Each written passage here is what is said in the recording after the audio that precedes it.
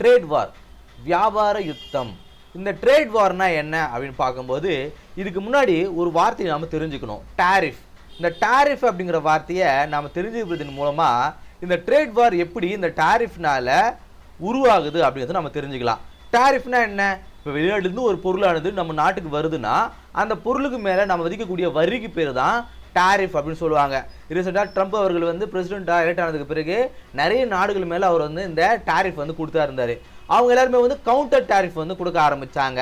So இதுக்கு பேர் தான் ட்ரேட் வார் அப்படின்னு சொல்லுவாங்க. இப்போ நம்ம நாட்டுக்கு ரெண்டு நாட்டுக்கு வந்து ஒரு அக்ரிமெண்ட் ஒன்று போயிட்டு இருக்கு. இது மாதிரி எங்கள் பொருளுக்கு வந்து நீங்கள் இவ்வளோ வரி விதிக்கிறீங்க, உங்கள் பொருள் நான் இவ்வளோ வரி விதிக்கிறேன் அப்படிங்கிற மாதிரி டேர்ம்ஸ் அண்ட் கண்டிஷனில் அது போயிட்டு இருக்கோம்.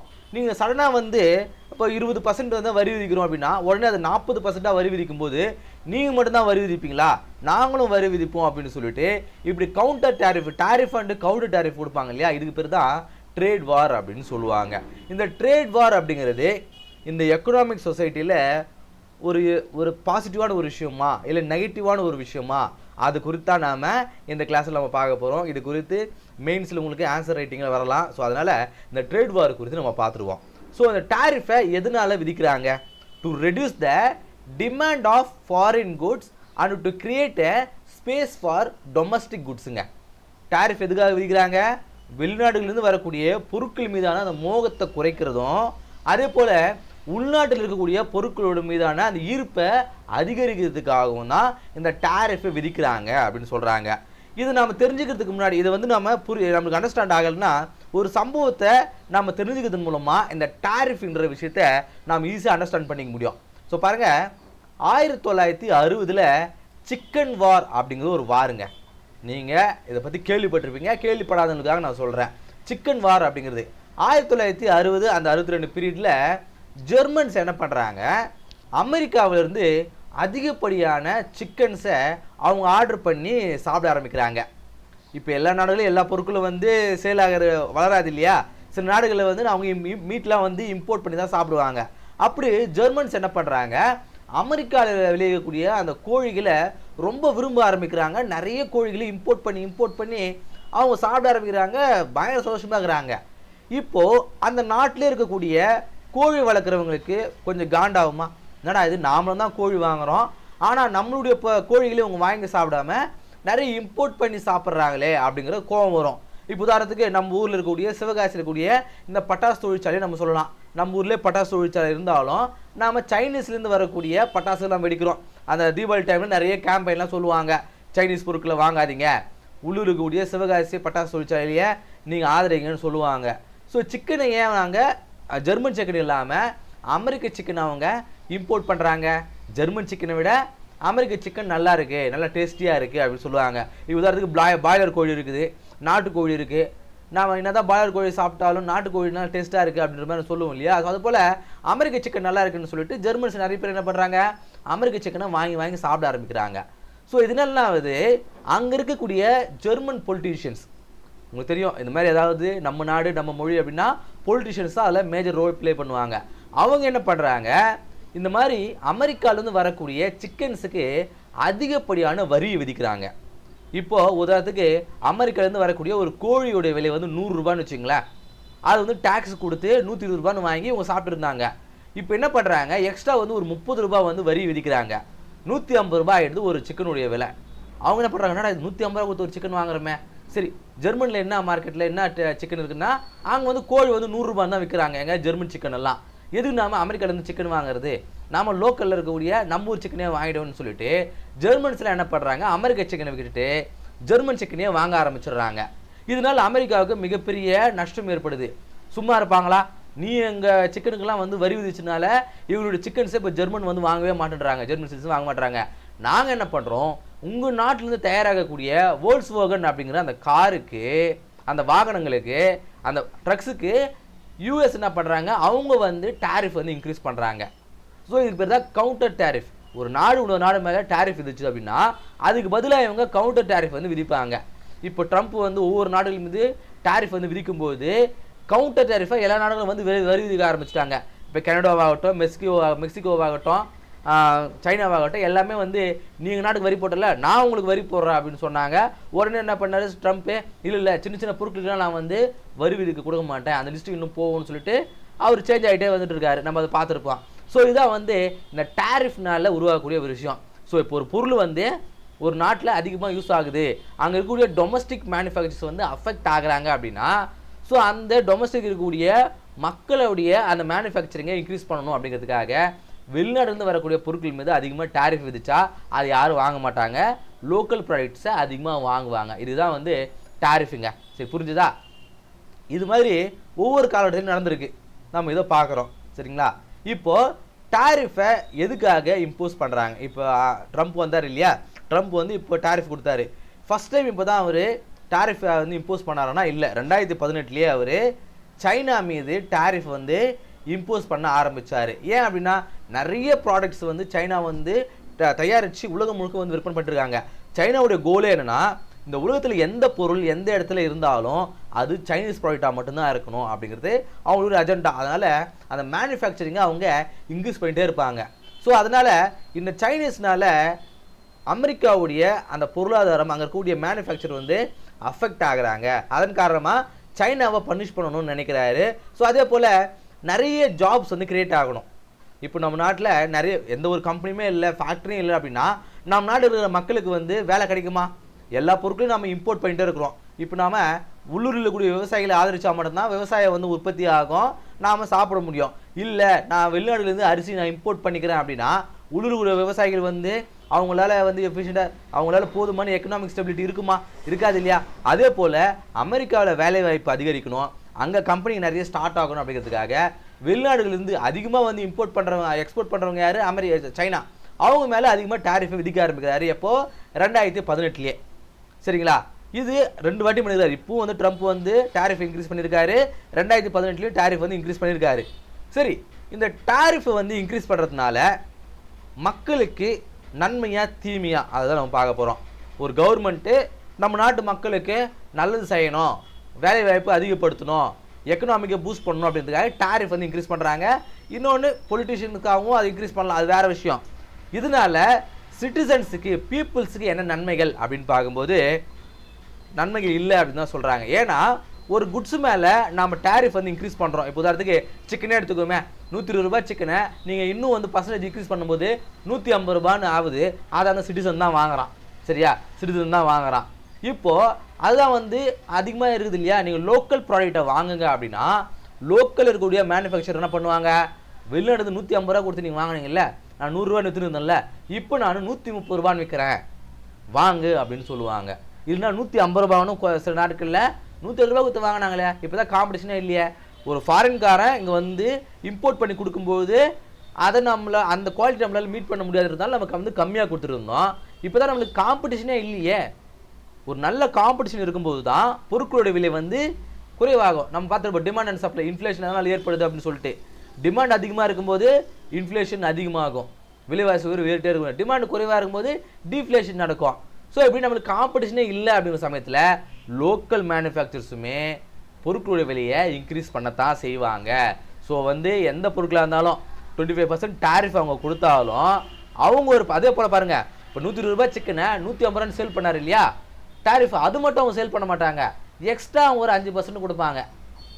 120 ரூபாய் வந்து யூஎஸ்ஏ சிக்கன் வந்து சேல் ஆகுது அப்படின்னா ஜெர்மனியில் வந்து அந்த டேரிஃப்லாம் போட்டு 150 ரூபா வருது இல்லை, 150 ரூபா தான் விற்கணும் கவர்மெண்ட் நார்ம்ஸ் படி. அவங்க என்ன பண்ணுறாங்க, நான் ஒரு 10% எக்ஸ்ட்ராஜாக போட்டுக்கிறேன், 170 ரூபாயா சிக்கன் விற்றுக்கிறேன் அப்படின்வாங்க. ஸோ டேரிஃப் கொடுத்தாலும் இன்னும் அவங்க எக்ஸ்ட்ரா வச்சு தான் விற்க ஆரம்பிப்பாங்க. அதுவுமே வந்து கஸ்டமர்ஸுக்கு தான் அது மிகப்பெரிய பேர்டனாக இருக்கும் அப்படின்றாங்க. ஸோ பாருங்கள், tariff leads to hike in price for import goods. Import குட்ஸுடைய விலையை வெட்டுறதை வந்து அதிகப்படுத்தும். அதே போல் டொமஸ்டிக் ப்ரைஸும் வந்து இன்க்ரீஸ் ஆகும், இன்ஃப்ளேஷன் அதிகமாகும். அதுதான் சொல்கிறாங்க பாருங்கள். ஸோ இது வந்து தவறான நடவடிக்கை. இந்த டேரிஃப் வந்து இன்க்ரீஸ் பண்ணுறது அப்படிங்கிறது டேரிஃபாக இருந்தாலும் கவுண்டர் டேரிஃபாக இருந்தாலும் அது கஸ்டமர்ஸுக்கு நல்லது கிடையாது, அது இன்ஃப்ளேஷனை தான் அதிகப்படுத்தும் அப்படின்றாங்க. சரி, ஒரு டேரிஃபை கவர்மெண்ட் வந்து எதனால் இம்போஸ் பண்ணுது? மக்களுக்காகவா? டொமஸ்டிக் ப்ராடக்டா? கிடையாது. அது ஒரு நெகோசியேஷன் டூல், அது ஒரு பார்கெனிங் டூல். பொலிட்டிக்கலாக பார்க்கும்பொழுது ஒரு கவரப்புக்காக டொமஸ்டிக் ப்ராடக்ட்ஸை நாங்கள் இன்க்ரீஸ் பண்ணுறோம் அப்படின்னு சொல்லப்பட்டாலும் அது கிடையாது. ஏன்னா அதோடைய கான்ஸ் என்னன்னு பார்த்துட்டோம். நீங்கள் என்னதான் டேரிஃப் கொடுத்து அதை நீங்கள் பூஸ்ட் பண்ண நினைச்சாலும் இந்த பாதிப்பு தான் ஏற்படும். ஒன்று, அதிகப்படியான பொருட்களை கொடுத்து மக்கள் வாங்கி ஆகணும் இம்போர்ட் ப்ராடக்ட்ஸை. அப்படி இல்லைன்னா எப்படி பார்த்தாலும் டொமஸ்டிக் மேனுஃபேக்சர்ஸே ப்ரைஸ் வந்து இன்க்ரீஸ் பண்ணுவாங்க. யாரும் வந்து எத்திக்கலாக நடக்கணும்னு நினைக்க மாட்டாங்க. ஸோ பார்த்துட்டுமா, இருந்தும் ஒரு கவர்மெண்ட் ஆனது டேரிஃபையை இம்போஸ் பண்ணுது. அது ஒரு நெகோசியேஷன் டூல், அது ஒரு பார்கெயின் டூல். இப்போ சைனா கிட்ட, இப்போ பக்கத்துலேயே வந்து அமெரிக்காவே எடுத்துக்குவோம். இப்போ அமெரிக்கா பக்கத்தில் இருக்கக்கூடிய கனடாவுக்கு அவங்க டேரிஃப் இம்போஸ் பண்ணதுனால அவங்க என்ன பண்ணுவாங்க, சரி பேச்சுவார்த்தை நடத்தலாம்னு சொல்லும்போது, சரி வந்து நம்ம வந்து ஒரு பைலேட்டரல் அக்ரிமெண்ட் வந்து போட்டுக்கலாம், இந்த மாதிரி எனக்கு இந்த சலுகைகளை கொடு, அந்த சலுகைகளை கொடுன்னு சொல்லிட்டு ஒரு பார்கெனிங்காக, ஒரு நெகோசியேஷனுக்காக அந்த டேரிஃப் வந்து அந்த இம்போஸ் பண்ணுவாங்க அப்படிங்கிற மாதிரி சொல்கிறாங்க. சரி, இப்போ அமெரிக்காவுடைய அந்த டேரிஃப் ஹிஸ்ட்ரியெல்லாம் நம்ம பார்த்துட்டோம். இப்போது இந்தியாவை பார்ப்போம். இந்தியா சைனா மீது டேரிஃப் வந்து இம்போஸ் பண்ணியிருக்கா அப்படின்னு பார்க்கும்போது, நாமளும் நிறைய கண்ட்ரி மேலே சைனா டேரிஃப் வந்து இம்போஸ் பண்ணுறோம்.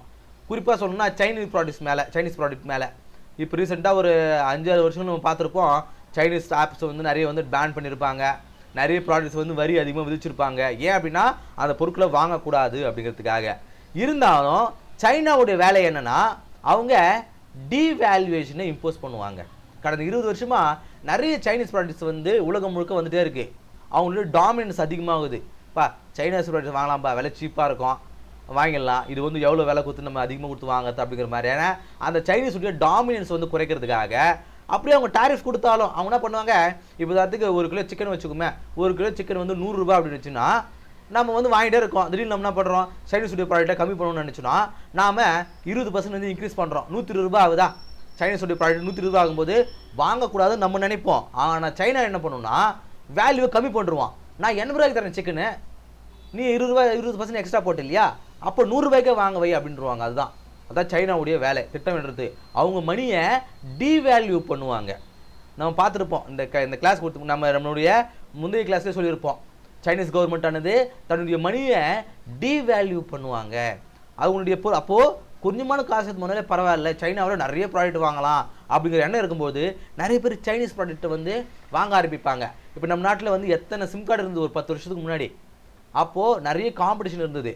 ஒரு கடத்துக்கு மேலே ஜியோ ஃப்ரீன்னு சொன்னதுக்கு பிறகு எல்லா கம்பெனியும் வந்து காலி ஆகிடுச்சு. இப்போ ஜியோ மட்டும் தான் இருக்குது. இப்போ ஜியோ வைக்கிறது தான் வந்து வேலையாக இருக்குது. அதுபோல் சைனா என்ன பண்ணுவாங்க, குறைவான கம்மியான காஸ்ட்டில் நிறைய பொருள் கொடுப்பாங்க. எல்லோரும் சைனீஸ் ப்ராடக்ட்டுக்கு அடிமையானதுக்கு பிறகு அவங்க வைக்கிறது தான் வேலையா அப்படின்ற மாதிரி இருக்கும். ஸோ அதுதான் அந்த டாமினன்ஸை குறைக்கிறதுக்காக தான் டேரிஃபில் இம்போஸ் பண்ணுறாங்க. சரி, நாம் எதுக்காக, சரி இப்போ ஒரு டேரிஃப் இன்க்ரீஸ் பண்ணுறோன்னு வச்சிங்களேன், நாம் எதுக்காக சைனா மீது டேரிஃபை கொண்டு வந்தோம்? மணி வந்து இன்க்ரீஸ் பண்ணுறதுக்காகவும் ஜாப்ஸ் வந்து கிரியேட் பண்ணுறதுக்காகவும். இப்போ நிறைய பொருட்கள் நம்ம சைனா வாங்கிட்டே இருந்தால் எத்தனை நாளைக்கு நம்ம சைனாலேருந்து இம்போர்ட் பண்ணிட்டு இருக்குது? நம்ம நாட்டிலே ஒரு பொருள் உருவாக்க வேணாமா?